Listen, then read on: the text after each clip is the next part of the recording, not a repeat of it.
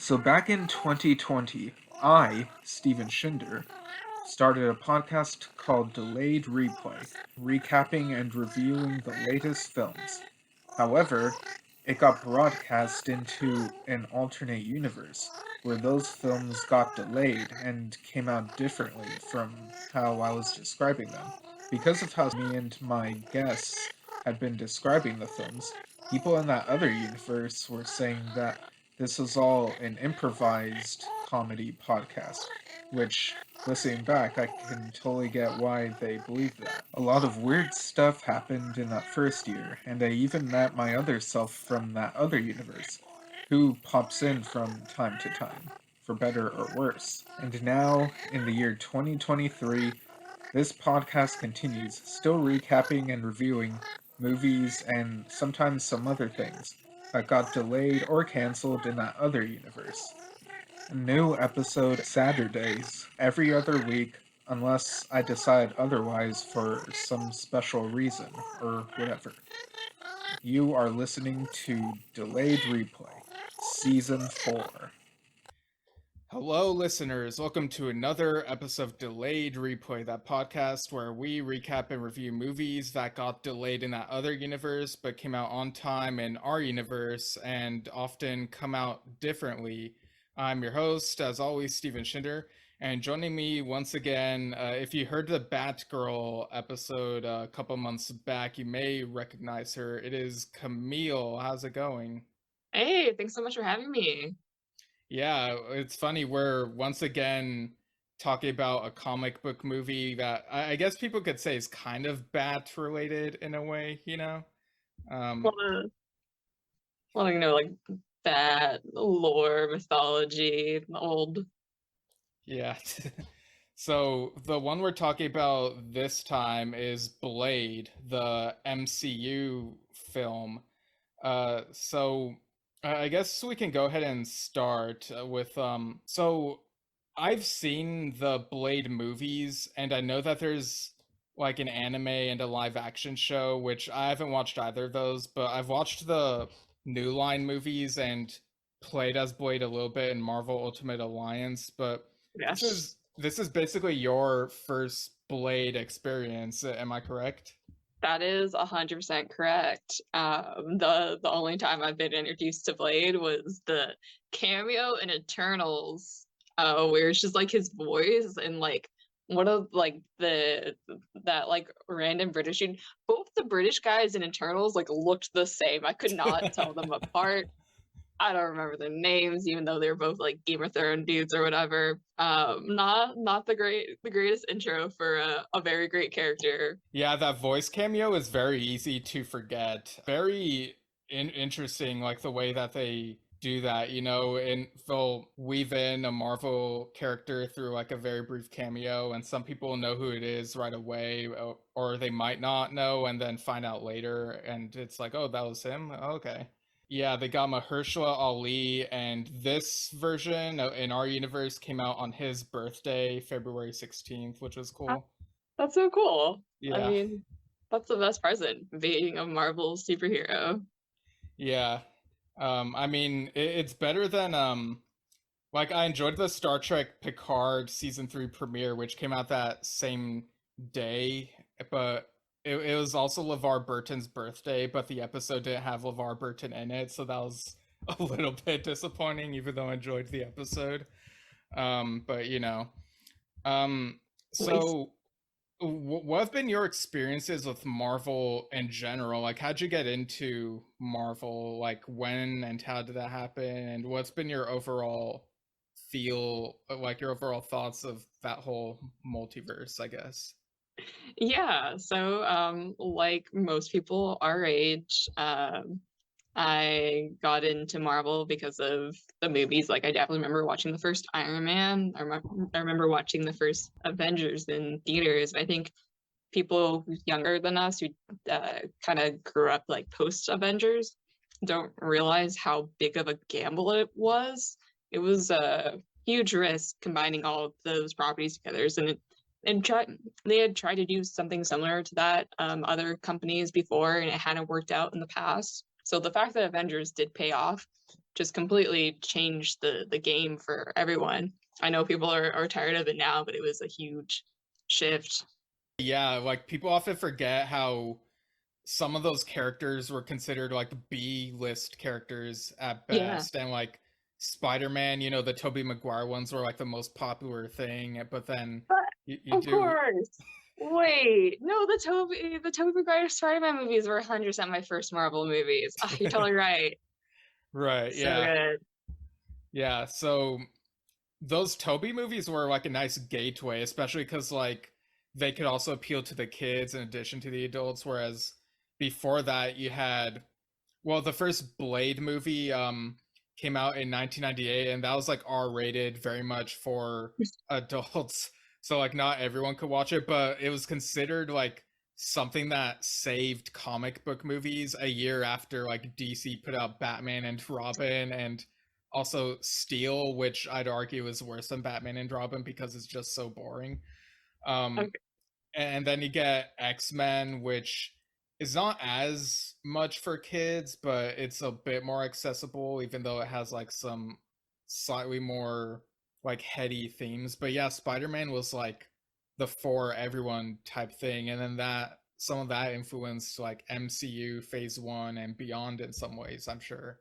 Yeah, I totally forgot about X-Men too because I don't like X-Men as much. Funny, No, I'm gonna get crucified in the comments. no, But yeah, overall, that's fair. I mean, Marvel has like so many properties, and not everything's gonna be for everyone, you know. that is really true.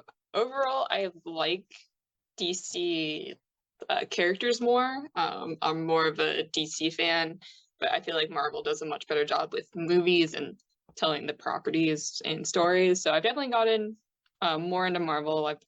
I really love all the Runaway comics, especially like the Rainbow Royale uh, Mm. later volumes. Really good. I mean, the Matt Fraction Hawkeye series is, of course, one of the best comic runs in the history of comics. It's so good. What'd you think of the Hawkeye TV show compared to that run? I'm curious. I like it was good, but it's like the problem is the problem that they couldn't escape, which is Jeremy Renner.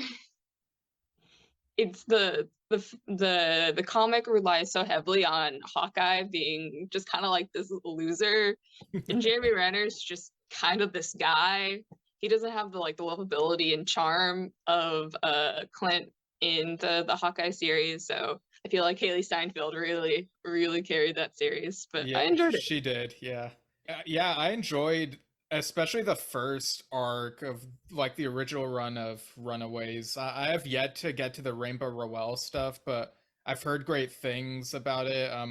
I've read one of Rainbow Rowell's books. I think it's called Fangirl, if I remember correctly, and it was pretty good. So I'm curious to see like what she did with those characters.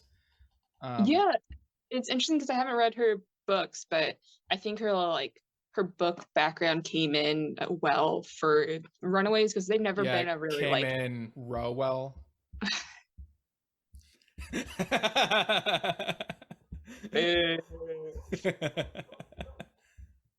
uh, because Runaways have always been more of a. I mean, they're like always like, oh yeah, we gotta stop our parents and stuff, but they're not there. They're not like superheroes. They're not there to save the world. There's a lot of teen interconnected dynamics and teen drama and stuff. So I think she did a really good job of, like really unpacking all of the trauma that they've gone through and all of the team dynamics. It's really good run. I'll have to check that out once I get Marvel Unlimited again.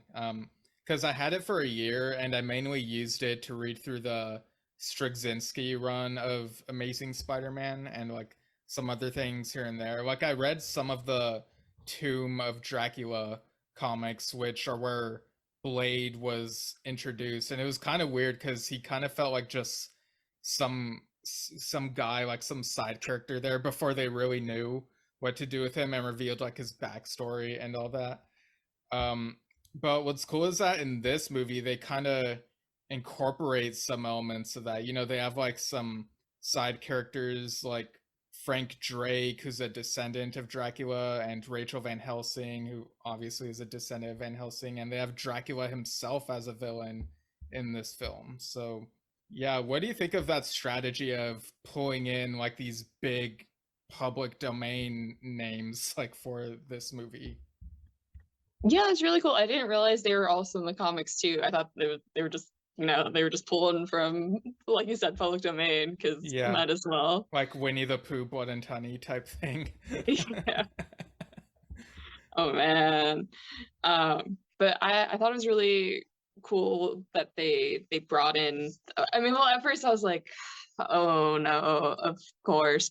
But it was kind of nice because it's like, if you're going to have vampires be real, might have, like, why not have Dracula? Why not have Van Helsing? Like, we're here for a PG-13 Blade. Like, let's have some fun. There's gonna be, like, he has like such a cool design. He has this sword. He's here to fight vampires. Like, let's have fun fighting vampires. Yeah, and I know in the lead up to this, people were hoping that this would be R rated, but for the Yeah. PG-13 rating that it got, I think they came like really close to, it was kind of surprising what they got away with in this. They would always cut away like at just the right moment, but you would still see like it still felt like somewhat visceral in certain moments. Yeah, I definitely agree. Sometimes not showing things is more powerful and intense than showing things. Yeah.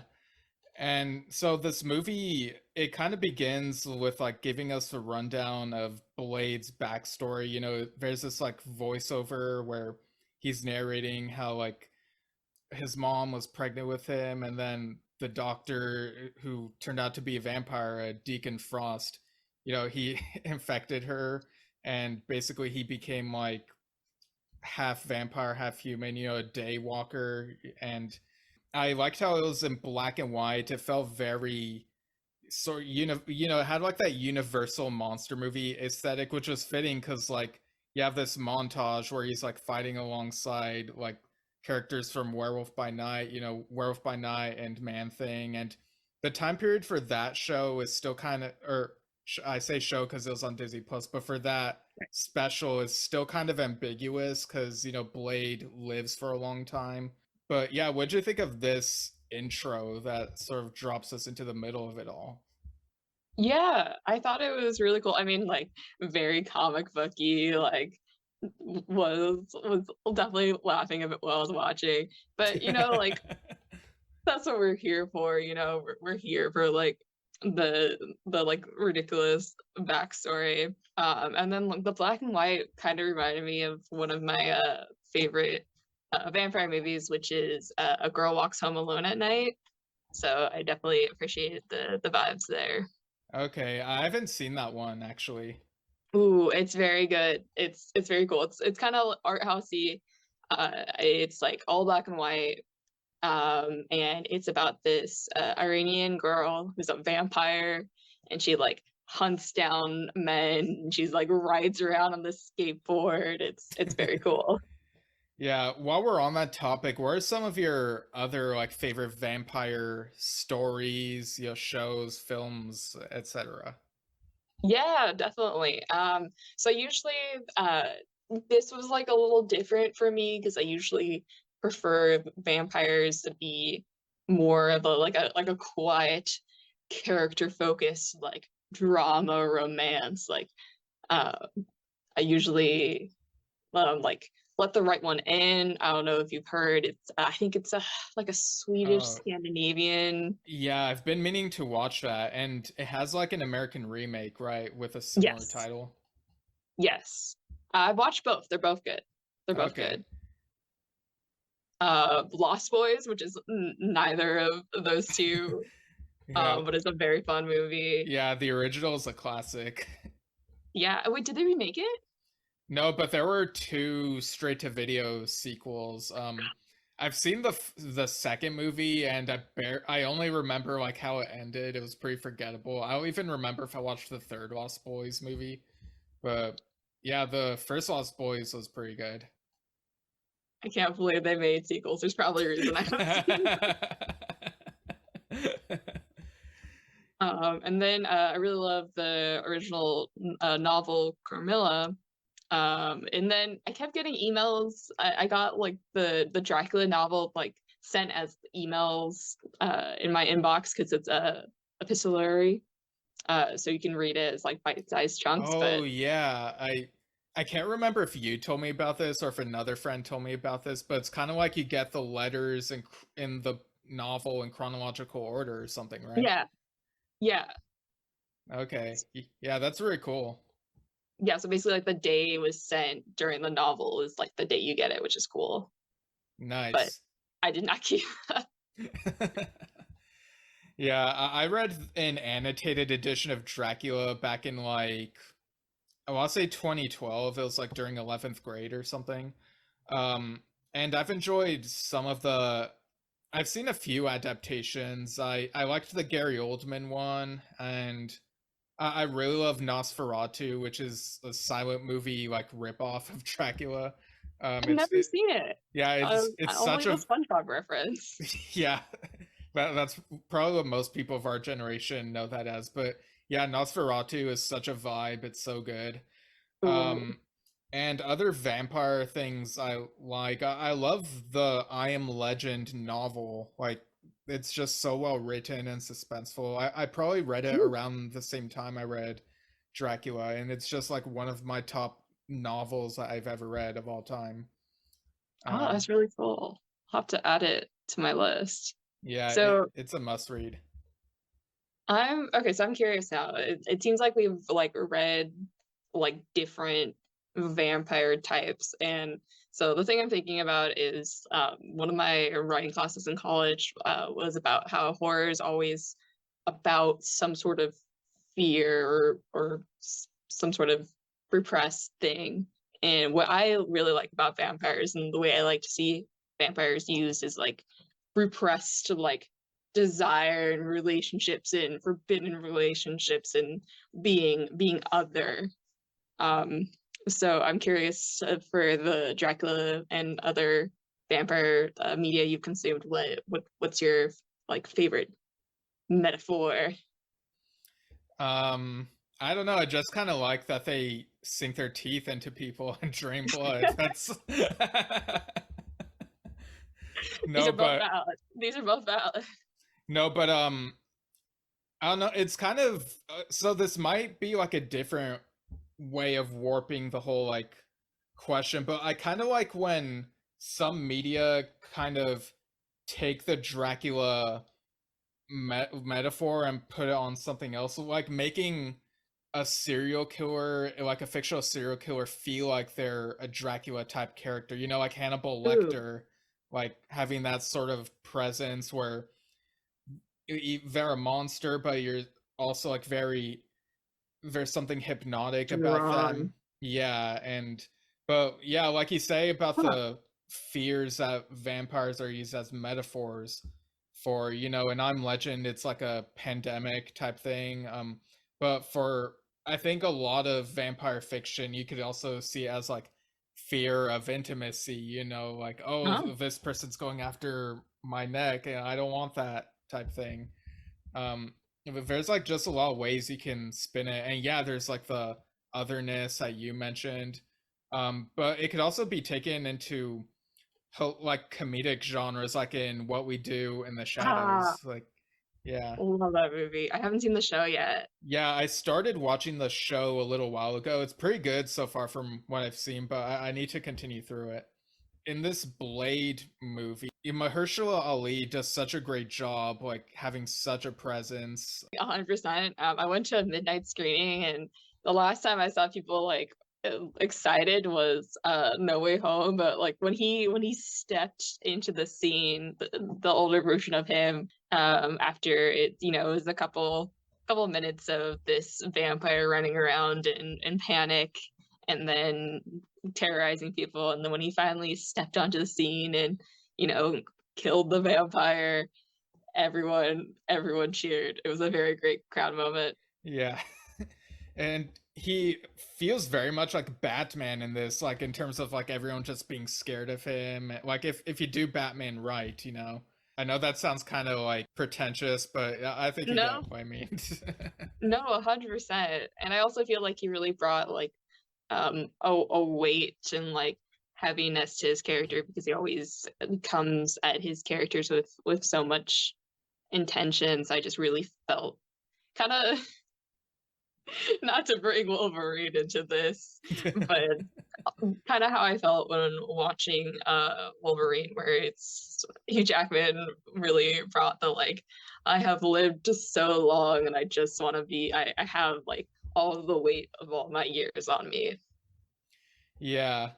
I feel like that was most effective for Wolverine and Logan. Like in some of the X-Men movies, you kind of forget about it and it's sort of just there. But yeah, with this Blade, he can definitely feel the years on him. And you know, he's been hunting vampires for a while and is just like super tired of it, but knows that he can't stop. You know, he wants to avenge his mother and stop like all these like basically these monsters that are lurking in the shadows, but he also has to deal with he himself being perceived as a monster. And I think it's interesting the way that they handle that in this movie. Like it's a bit heavier than like a lot of other Marvel Studios movies, you know. Yeah, I was really surprised. I kind of went in going like, all right, it's gonna be, a vampire killing time, and this is gonna be like gory fun. And then he's like delivering Shakespearean monologues with his eyes. Yeah. It feels very Gargoyles, you know, the TV show. Like sometimes there'd be like a Shakespearean thing thrown in there. So I was just digging the sort of gothic feel of this. What's kind of the downside of all this is that since since it's part of like the larger Marvel universe, and you know, because of the collaborations with Sony, like they bring in like these other characters. You know, this movie came out smack dab in our universe. It came out between Craven the Hunter and Morbius 2. It's Morbin time. Um, so so they like Oh, throw in the obligatory like Craven trying to hunt a vampire and Blade trying to hunt Morbius, and also Vulture is there because they want to form the Sinister Six. It's like this scene is just like okay, what'd you think when they like threw these characters in there, and what'd you think of the actor that they got to recast Morbius? thank God they recasted Morbius. I mean, at least this was better. I don't really know Craven, but I thought his outfit design was cool. But definitely the Sinister Six vibe they were going for. Not like it was okay, which hurts to say because the Morbius they got was Dev Patel, and I love Dev Patel, and I think like he did good, but also why? Why did he agree to Yeah, like that was a recast I was not expecting, but no. yeah. I do think it's at least a bit of an improvement in terms of actor choices, but it's also like super like it's I don't know, like it's kind of jarring, like I don't know, and they blame the multiverse on this, like it's Marvel's like go-to like excuse for like differences and everything, but it's like look, I know the movies are like comics now, but you don't have to be completely like comics where you just like change like little things here and there and pretend we won't notice type thing, you know? Retcons are, the bread and butter of comics. And when you have this many movies, I guess at a certain point you have to be like, oh yeah, no, that doesn't matter anymore. This matters. Yeah, basically. And yeah, Craven's outfit does look a little better. Yeah, just this whole fight sequence, like Blade looks cool, so there's that as a plus, but it just felt like so unnecessary and like an obligatory thing to just connect to other things. I feel like this It- keeps happening. Like this happened the last episode of WandaVision. yeah. Yeah, I feel like, and I can't remember what other Marvel movies at the moment, but I just feel like at the end they're like, all right, we gotta put in this Yeah. obligatory CGI fight scene. It's like, Or I mean, yes. even in Thor Ragnarok, I felt like Doctor Strange really didn't need to be in that movie, you know? Wait, what was he? Was he in Ragnarok or Love and Thunder? Or Ragnarok. Doctor Strange is in Ragnarok? Yeah, it's after I think it's right before Thor and Loki find Odin. Like Doctor Strange gets them a portal to Odin, but like he doesn't go with them, and so he's not with them on Right. the adventure. It's yeah. Well, like just the fact that you forgot, I guess, speaks to like how he really didn't need to be in that movie, right? Really didn't need to. It does feel like, you know, with the release schedule, it's kind of getting overwhelming and feeling like Yeah. the viewers have to like do homework and see everything now. And it's just, I don't know, like I hate that some people were talking about superhero fatigue, and I'm kind of feeling some of that. I kind of get what they're feeling now, and I hate that some of them are right, but yeah, it's just the way that things are going now. It's, you know. Yeah. I think it's because of the TV shows, because some of them felt like maybe they were supposed to be movies instead, but then they were like, no, we don't want to make these movies. And then at a certain point, you're just like, there's so much content, and I'm not, even if I don't consume it, I just am like, it's out there. There's another thing I gotta go watch. Yeah, I mean, some of the Marvel shows, I guess, condensed into movies, but when I watch them, they feel like they were intended to be shows. With Star Wars, I kind of felt that with, I mean, we know that Obi-Wan Kenobi was intended as a movie at first, and then when it was gonna be made into a miniseries, like I was excited because it was like more screen time. But then I watched it and I was like, okay, you could have just left out the fourth and fifth episodes, and it would have been a much better show. This very well could have just been a movie, you know? I haven't watched any of the Star Wars shows since the previous season of The Mandalorian. Oh, And okay. I remember when we were like growing up, all I wanted was a live action Star Wars show. I thought that would be the coolest thing ever. I couldn't believe one didn't exist. So that just shows how tired I am. Yeah, I mean, it really was weird that it took us so long to get a live action Star Wars show. Like, we didn't even get like a lower budget one on some network TV channel. It's kind of weird how long it took. You're implying, you're manifesting that in an alternate universe there is a CW Star Wars show, and I don't know how I feel about that. Oh, There's yeah. an ABC freeform Star Wars show. Yeah, you got like some teenagers on Tatooine and they're going through like some relationship issues. Awful.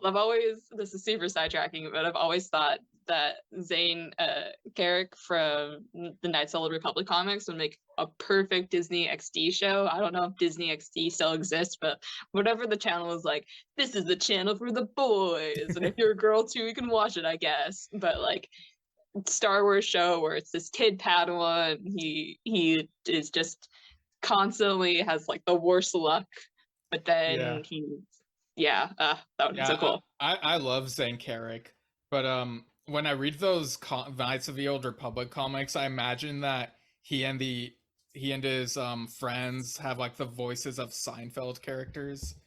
I think because I read that on the author John Jackson Miller's website, something to that effect. Like, oh my gosh. Yeah, but speaking of Zane, things get kind of zany when all these like people who've seen all these sightings of Blade start going after him, and it's basically like, you know, like the old Frankenstein angry mob type thing. You know, they're trying to surround him in the woods, and one of them even has a chainsaw, so you got that whole thing going on. So what'd you think of this whole sequence?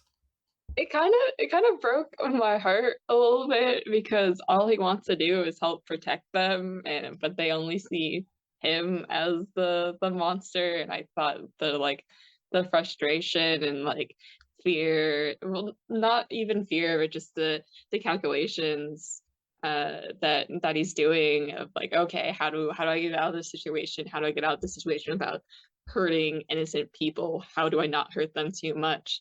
I thought it was a really good scene and made me kind of sit up and pay attention more than these, as we were talking about these CGI fight scenes that we've been having. Yeah, because the fight with the the Spider-Man villain characters, not gonna lie, was kind of putting me to sleep, even though even though I had like my Pepsi with me, to help keep me awake. But once all this was happening, I like perked up. It was like, whoa, like the suspense was back. And they really go into how, because of the internet, like you get all these people who start all these like spread these fears, and so that's why all these fears of Blade, like he said, he's like trying to make sure he doesn't hurt them, and they chase him to this chain restaurant, which just so happens to have chains in it. It's this restaurant that goes with that whole theme. But yeah, like he's able to hide out there for a little bit, like once the mob like think that they've lost him.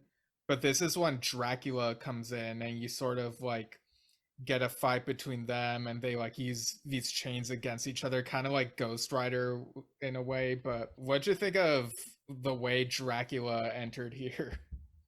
I thought it was very cool the way like the camera just like kind of shifted to him. And I like you said, I really enjoyed the fight scene with the chains. I thought this was some of the most creative stunt work in a stunt choreography I've seen in a Marvel movie recently. And I thought he was given like the gravitas that a Dracula deserves, because sometimes it can be like, a little hokey if you have like a Dracula coming in on the scene. I thought it was well done, and you could really tell that they had both kind of lived long lives, and these are natural enemies meeting and duking it out. It's something you go see a popcorn movie like this for. Yeah. What'd you think of the casting choice for Dracula? I thought it was really good. I thought it was a really interesting, inspired choice. I felt he really brought like kind of the like I said, the many years of live experiences. But I mean, it was kind of like it was hard because like obviously I feel like the actor really brought it, but it also was kind of a bit of like an internet joke to have Keanu Reeves as Dracula. Like, come Yeah. on. Yeah, like Keanu Reeves is an actor who's kind of hit and miss for me. Like I love him in the John Wick movies, but he's probably just being himself in the John Wick movies. Whereas, in the Constantine movie, I just did not see him as the character. And it's like a Constantine sequel with him is not something I need. But he He's did. over here. He's over here. I was like, yeah, you know what? I can see in his eyes. He's lived a very long life. Like at first, I was like, that's Keanu Reeves, but like he really like pulled me in. I was like, no, that's Dracula. Yeah, and it's funny because he played Jonathan Harker in the Dracula where Gary Oldman was Dracula, so it's kind of a role reversal type thing here. Oh, that's so cool. I didn't know that. Yeah. So it was probably intentional on Marvel's part. Like I wouldn't be surprised. And everyone just wants that Keanu Reeves money these days. Understandably. So you got like this monologue about, Keanu Reeves Dracula is being like, they're after you because they see you as an apex predator. No matter how much good you do slaying monsters like us, they'll always think you're the monster trying to get on top, and they'll never accept you. And this, I just love when movies like this get heady like that. Kind of show you like why people would come to that reasoning. If it makes it feel a bit more grounded in a way. Yeah, 100%. I liked how they were doing like this very like serious monologue in between the fights. I thought they really both brought kind of a respect and like a realness and a care to their roles, for where it could have just been like a very like cheesy fight scene. Yeah, and during this fight scene, you could kind of see that Dracula almost like he's getting the upper hand like toward the end, and Blade is like really struggling, but then like you get like a distraction, like there's an explosion that happens, and Dracula's descendant Frank Drake, along with Rachel Van Helsing, kind of pull Blade out of the rubble type thing, and so it's like now Blade has a team, and he's not so alone from here on out, which was honestly like really nice. I thought it was really cool because he's been alone for so long, and but not only to have like a team to help him, but a team that understands him and has like a family legacy. Also, I have to give a shout out that the Van Helsing was played by Regina King, because I love Regina King. She killed it in Watchmen. So good. Yeah, the HBO Watchmen series is really good. This might be a controversial opinion, but it's honestly my favorite iteration of Watchmen. Yeah. It's one of my favorite superhero shows of all time. Regina King in Watchmen, incredible, incredible. Yeah, like she really brought gravitas to the role, like you alluded to, and like I did overhear some people in the theater being like, "Really, they're bringing like Dracula and Van Helsing type characters?" But I'm just sitting here being like, "Read the comics." No, I'm kidding. I'm kidding. Um, they're kind of reluctant to let Blade keep on fighting Dracula right away because they're like, "We have to come up with a plan," and you get like these little conversations like before they get to like the final confrontation where they're talking about how to go about it and like what does it mean to be human type thing, which I honestly thought was kind of cheesy, but but like not as cheesy as when Frank Drake was like he got out his briefcase and just got out a pack of Lunchables and he's like, "What? I'm hungry." And yeah, just they gotta get that product placement somehow, and Disney's partnership with Lunchables is all over TikTok these days. So yeah, I mean, honestly, I ate Lunchables so much during elementary school that I got tired of them, and maybe even a little bit during middle and high school. I don't even remember, but like it's been many years since I've actually had Lunchables just because I got so tired of them. that's fair. That's fair. I don't think I've had any since elementary school. Mm, It's not like PB&Js, which and Uncrustables, which are still amazing. They still hit. right. Yeah, Crustables are definitely still good, yeah.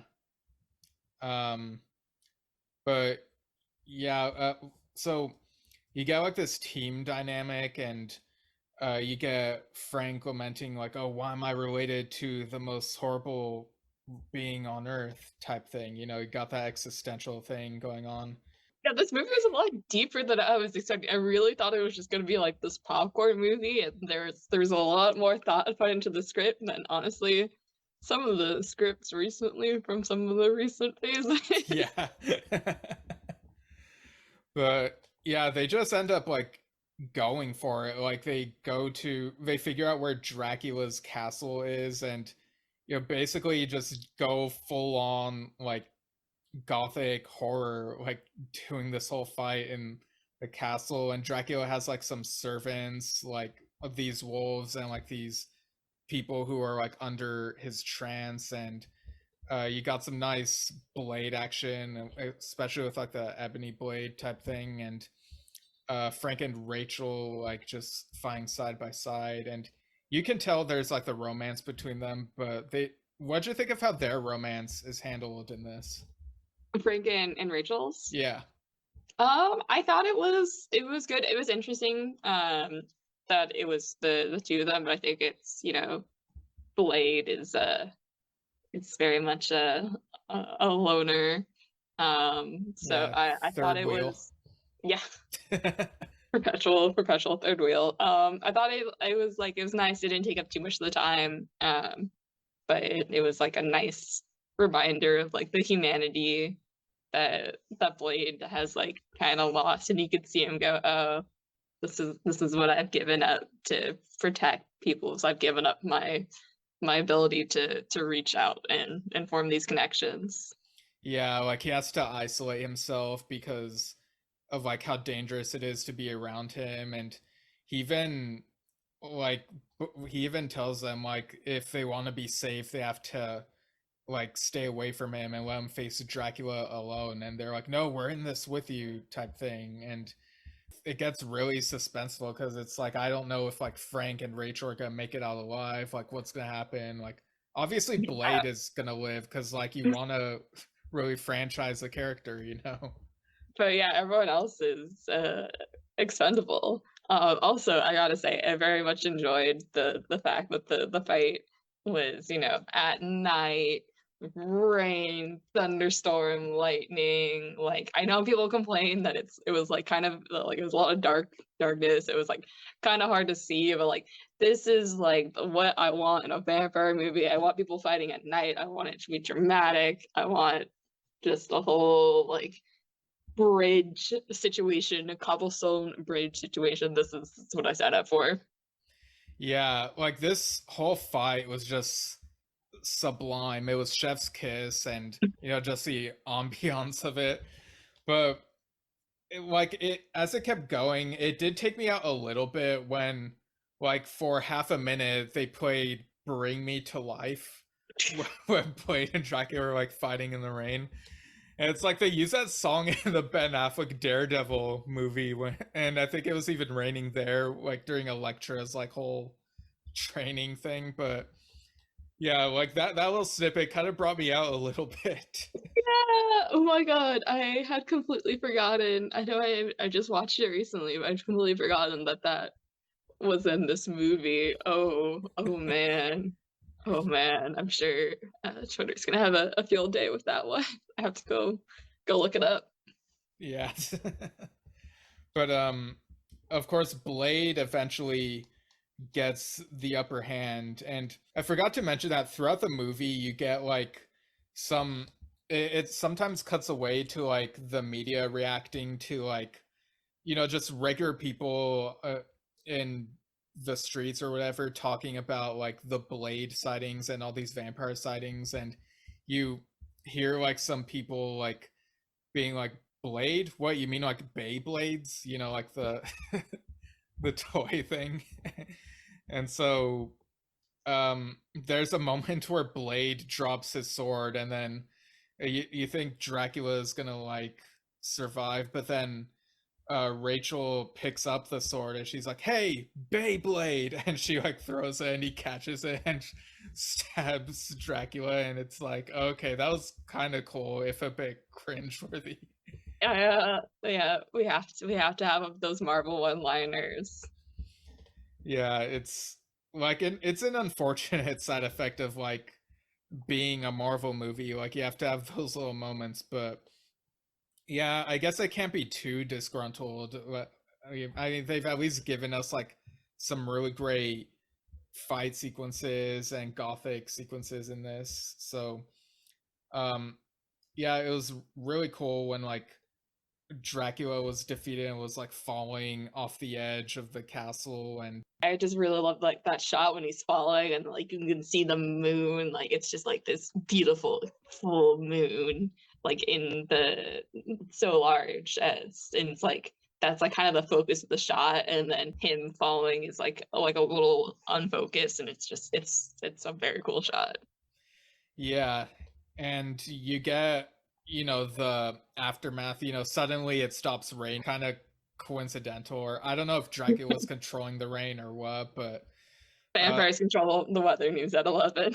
yeah, like suddenly sun is rising and it's you get Rachel and Frank standing on each side of Blade, and Frank is like, you know, I could get used to this, surviving these fights, not dying. And yeah, I don't know, I thought it was like kind of a nice way to end it. Was there anything you want to talk about before we talk about the credit scenes? No, I thought all the performances were pretty good for the most part, except you could tell Dev Patel was really struggling with that Morbius. Like he did not want to be there. Yeah. And you could even tell, like, during one of these credit scenes where you see Morbius just standing in some dark room and looking at the camera and being like, it's Morbin time, and, just basically teasing the second Morbius movie. The fact that they actually went for it. I mean, it gets people in theaters. It gets people in theaters. Yeah, there were a couple other credit or post-credit scenes. So what'd you think of one of these other ones? I thought it was a little weird to have Adam Warlock in one of the post-credit scenes, but I do understand that this next phase is supposed to be like galactic or cosmic, so I know they had to like kind of tie into that. So it was cool. I don't know if you've played I can't remember if we talked about the game, the Guardians of the Galaxy game. Oh, I completely forgot that was a thing. Yeah. Wait, have you played it? No, I haven't. Okay, so actually the story is like one of the best like stories I've played recently. It's a really good story. Spoiler alert, Adam Warlock's in it. He's very good. He's a really fun character. The game made me care about Peter Quill, and I've never cared about Peter Quill. I would really recommend it. It's on, I don't know if you have a PlayStation and PS Plus, but it's on PS Plus Extra. Definitely worth it. Plus for everything these days. But yeah, like it was weird. Like Blade and company were just like looking at the stars. Like, I wonder what else is up there. And then you get like a zoom into space. It's just Adam Warlock setting up Guardians Volume 3. Yeah. Yeah, and in one of these other credit scenes, there's like a silhouette of a bearded figure, and they start whistling, and I'm like, oh shoot, it's Whistler. I remember from like the older Blade movies. So yeah, I guess he's gonna be a character in this. Well, I could not take that seriously because when I didn't know who it was, but of course I was thinking of the Beard Hunter from Doom Patrol. Yeah, Doom Patrol's so good. It's so good. Yeah. I am devastated that it's ending, but I also cannot believe it's lasted this many seasons. Yeah, I'm trying to be like glass half full type thing. Like, at least it didn't get canceled after its first season. Like, I would have loved for it to last a couple more. The fact that we got 4 is just, it's incredible. It's a miracle that even happened, 100% a miracle. Like I was convinced that the HBO executives just kept forgetting it existed and kind of just like rubber stamping, like, oh yeah, sure, fine. And it's like, this is the best show you have right now, and I will say that 100%. But also, I don't think you've watched the show. Yeah, I've said it before, and I'll say it again. It's my favorite live action DC show, and Yeah, and 100%. people are very uncool for not watching it.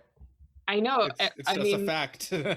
Watch Doom Patrol. Watch Doom Patrol. Like if you don't like the pilot, you probably won't like the show. But yeah, the first episode gives you a good idea of whether or not you'll like it. Yeah. Yeah. I mean, I guess I'm just gonna keep like every time I come on, I'm just gonna keep bringing up Doom Patrol and Brendan Fraser. But if you're happy for Brendan Fraser having his time now, we'll watch Doom Patrol. Yeah. Guess we can go into final thoughts and score out of 10 for this Blade movie. So, Camille, what are your final thoughts, score out of 10, and unit of measurement for that score for Blade? Ooh. So my final thoughts is that it was more serious than I expected. I was expecting more of a straightforward popcorn flick. Like I said, I really liked all the performances. I did actually really like the more serious nature. I thought the fact that it was PG-13 instead of R was fine. Like, didn't really need to be R, but I'm sure there are people that are mad about it. Not some, like we talked about, some of it kind of felt like mandated Marvel things, like, oh, we gotta have the Yeah. CGI fight now, oh, we gotta have this product placement, we gotta have these tie-ins, and that kind of brought the movie down. But when it did get to kind of get out of the Marvel box and constraints, it really brought something like fun and unique, in that it kind of like harkened back to, like you said, those old like Universal monster movies, but kind of a little more like grounded in the, like, what is the implications of living like this. So I think overall I'm going to round up and rate it an 8 out of 10 um sunglasses to wear at night. Nice. Yeah, I think I'm close to that score, like around that ballpark. This was very like we said, like some bits felt forced, like when they threw in certain characters, but it was also nice that there was room to still explore other things down the line. Like there's still like the whole Deacon Frost thing, you know, they didn't like try doing everything in one movie, even though there was that one scene tying into like the Spider-Man villains thing. But I think for the most part this was pretty good, and Mahershala Ali really carried this movie. Yeah, Like 100%. yeah, like the older Blade movies, I would say the first one was my favorite of that trilogy, and then the second one I enjoyed, but maybe not as much, and then the third one is just a piece of garbage. That's like everyone agrees on that. But yeah, I think I like this one maybe around as much as the first movie. It's kind of hard to say which one I prefer, because like what's great about the first movie is that it was isolated and so didn't have to worry about tying into these other things, whereas this one had tie-ins, but it still managed to capture the gravitas of like the character and the tone and the like horror gothic feel, which I really appreciated. So I think I'm giving this one an 8.25 out of 10 Lunchables. Like it would have been an 8.5 if it didn't have Morbius and that and Vulture and Craven just monkey about in that one scene. But I can't believe this movie made me not happy to see Dev Patel. Like that's really saying a lot.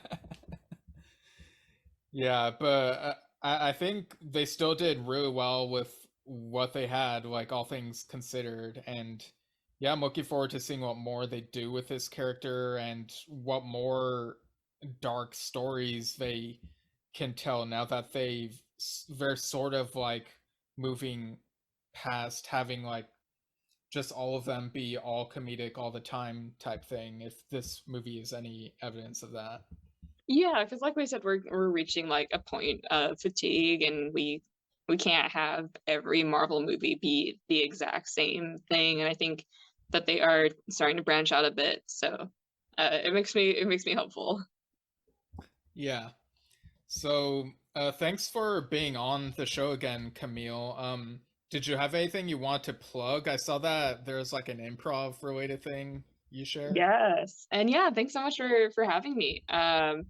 So I do have an improv thing. So I am in a indie improv trope with some very talented, very funny friends. In January, we performed at UCB. So please follow us on Instagram for any future possible shows. We are Milady Gaga on Instagram and in life. And I'm very excited to be back up on the stage because I love doing improv. Nice. So what was the story behind coming up with that name? We were just going back and forth, just trying to figure out, because we had to put something down for the show.